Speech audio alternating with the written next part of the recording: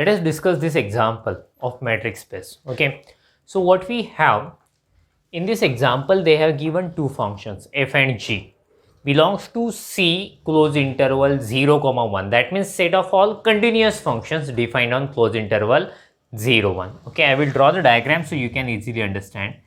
See, this is x-axis and this is y-axis. Okay, 0, 1. So f and g, both of them are continuous on close interval 0, 1 with the condition that f of t is less than g of t for all t belongs to close interval 0, 1. That means f of t will be less than g of t. Suppose this is g and this is f. So both are continuous on closed interval 0, 1 and f is less than g. I have shown here. Okay. Show that u, okay, they have defined one set u such that H belongs to C close interval 0, 1. That means it contains some functions which are continuous on close interval 0, 1 and which will lie between f and g. That means H will be between f and g. We have to prove that U is a set of all such functions which are continuous and bounded above by g and bounded below by f. So set of all such functions is open set. This thing we have to prove. With which metric? With a metric induced by this norm infinity. We have already seen when we discuss examples of matrix. Okay, it is defined as, it is specially designed for functions which is defined as supremum of mod f of t. Okay, for t belongs to closed interval 0, 1. I hope all of you understood the question. It is very important to understand a question first, then we'll go for a solution. Okay, so such set they have defined. Already I have written many things here, so I will not rewrite. Okay, so directly I will start the solution. Whatever the set is given, first I need to prove that it is non-empty. There are some functions, okay, which will satisfy the condition. That means there are some elements in u is not equal to 5. This thing I am going to prove. See, we have what we have. I am writing the very basic information, that is f of t less than g of t for all t belongs to closed interval 0, 1. See what I am going to do, I am going to add f. I am going to add f on both sides. What will happen if I add f? So f of t plus f of t, here also I will add f of t plus g of t. Okay, and now I will add g on both sides. First I add f on both sides, now I will add g on both sides. So therefore f of t plus g of t and g of t plus g of t, getting? And obviously for all t belongs to closed interval 0, 1. Okay, so what will f of t plus f of t? You know that 2f of t less than, what we have here, f of t plus g of t less than, see this same thing we have here, same thing we have, and this is less than 2g of t, right? Obviously for all t belongs to closed interval 0, 1. Okay, see I will divide both sides by 2. So therefore f of t less than f of t plus g of t by 2 less than g of t by dividing both sides by 2 for all t belongs to close interval 0, 1. That means we got some functions which is between f and g. There is some function between f and g. This thing we have proved. Okay, and we know that f and g are continuous functions on closed interval 0, 1. So therefore f plus g by 2 is again a continuous function, okay, defined on closed interval 0, 1. So that means it satisfies both conditions. That function f plus g by 2 is element of this set, as well as f plus g by 2 lies between f and g. So therefore we can declare f plus g by 2 is element of u. So that means there is some function between them, that is f plus g by 2. So therefore u is not equal to 5. A very important thing we have proved here. It is non-empty. Then we will prove that it is open set. There are some elements definitely. So therefore it is non-empty. Okay. After that we will prove u is an open set. Okay, make a screenshot of it, then we will go further. See, now to prove that it is an open set, what is our technique? To prove that any set is open, we take one arbitrary element of that set and we find open ball around that, getting that point which will entirely lies inside the set. This is our technique. Same technique I will follow to prove U is open. So let us take one element, let. But see, element of this set is nothing but a function. So that's why instead of x, I will take h. H means a function. Function belongs to U. See, h belongs to U. That means it will satisfy the condition. Getting? So the condition says, I will mention be any arbitrary, be any arbitrary element. Short form I use. Okay, element. So see, h satisfies that condition. That means f of t less than h of t less than g of t by definition of U. Okay, I could write it. That means f of t less than h of t and h of t less than g of t. Actually, I have written the same thing. Okay, I have written the actually same thing. F of t less than h of t and h of t less than g of t. That means I will show you in a diagram. So suppose there is such function h.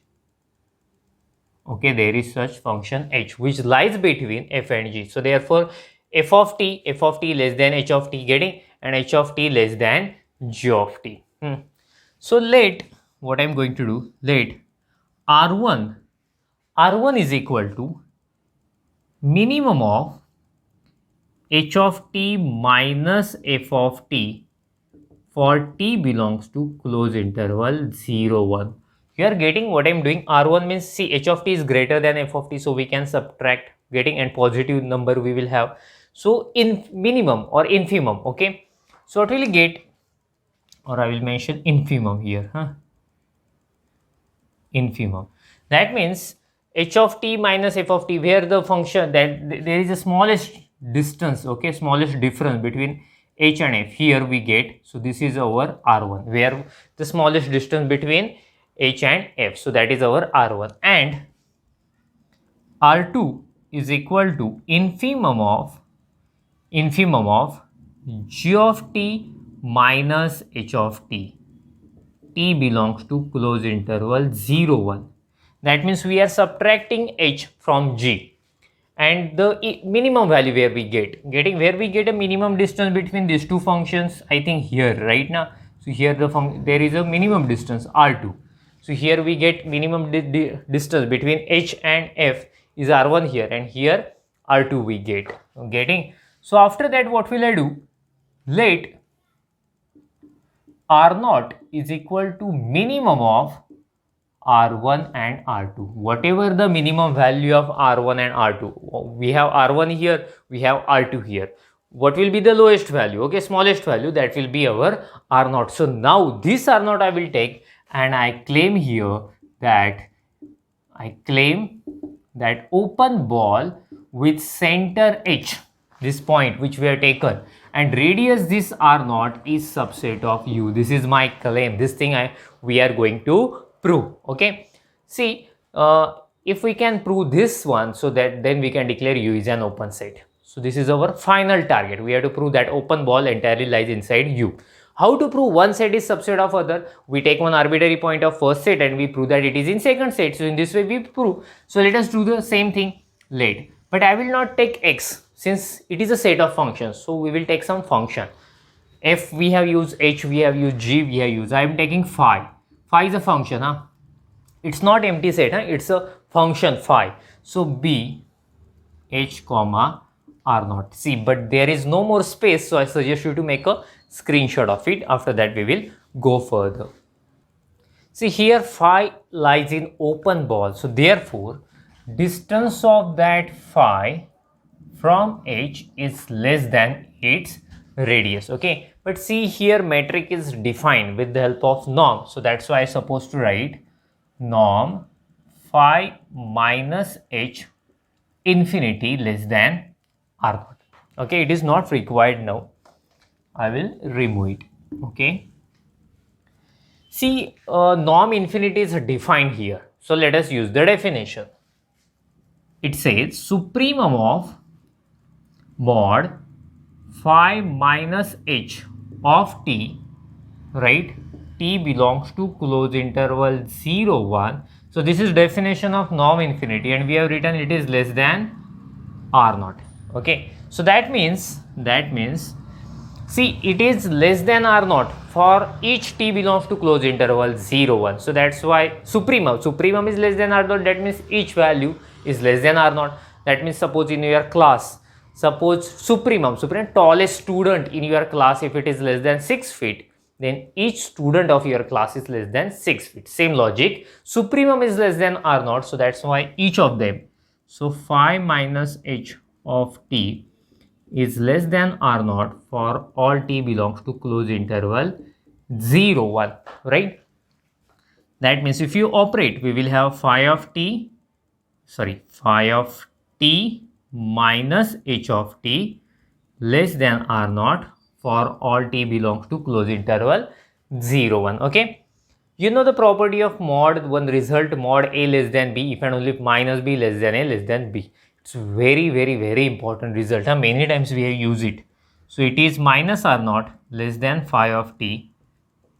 Okay, copy paste, this part is simply copy paste. Okay, see but okay, okay, I will call it as equation number 1.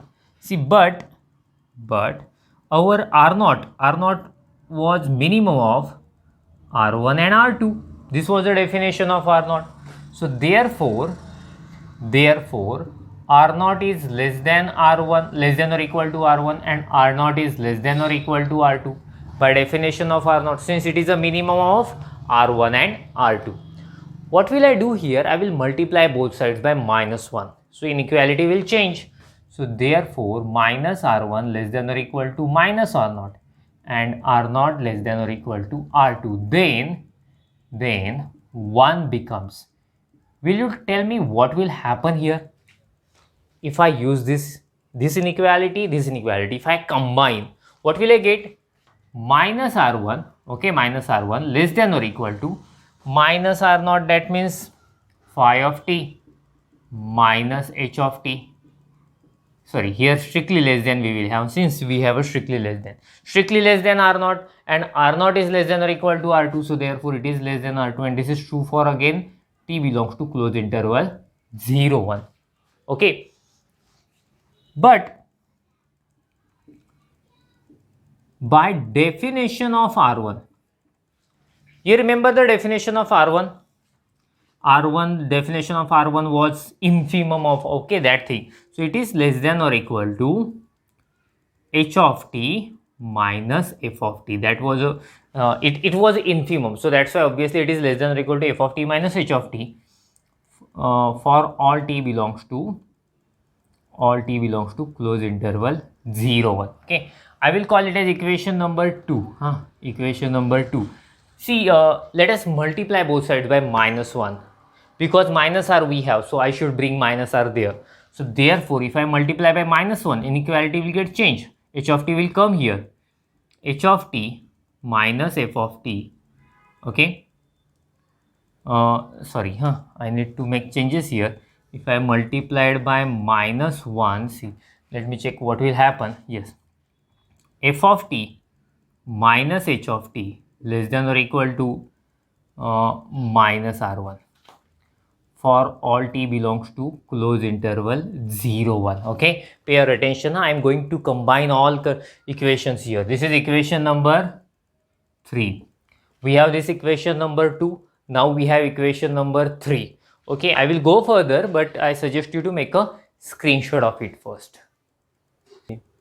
See, definition of R1 we have used. Now we will use definition of R2. Again, it was infimum of, you can go back and watch the previous part of video, so you will come to know what is definition of R2. So definition of R2 says it is less than or equal to g of t minus h of t for all t belongs to closed interval 0, 1. Okay, 0, 1. I will write it properly, 0, 1. Equation number 4. Tell me now, you have to tell me from 2, 3 and 4. Tell me what will you get from 2, 3 and 4. From 2, pay attention here. See, f of t minus h of t less than minus r less than or equal to minus r1, minus r1 less than phi of t minus h of t. This is less than r2 and r2 is less than g of t minus h of t. Getting? So what again, it is true for all t belongs to closed interval 0, 1. See, now I will cancel minus h of t from all sides. Minus h of t, minus h of t, minus h of t. All terms will get cancelled. So therefore, we will have f of t less than phi of t less than g of t, and this is true for all t belongs to closed interval 0, 1. We remember this is condition of what? This is condition of this is nothing but definition of u. Getting? There is this is condition of u, set u. So therefore it satisfies the condition of u, therefore phi is member of u. Okay, here we have proved. This part is not required. Let me remove this part. You have taken a screenshot of it. Okay, so let me remove this part. It is not required now. So let us continue. Okay, so you remember phi we had taken from that open ball. So therefore if you remember, we had taken phi from open ball with center h and radius r0, and finally we proved phi is in u. Getting? Phi is in u. So therefore this open ball is subset of u. So therefore this open ball B with center h radius r0 subset of u, and this is true for every h, since h was arbitrary. So therefore we can declare, therefore u is an open set in C, set of continuous function on closed interval 0, 1. Okay. So you can make a screenshot of it. After that we will stop, since example is finished here.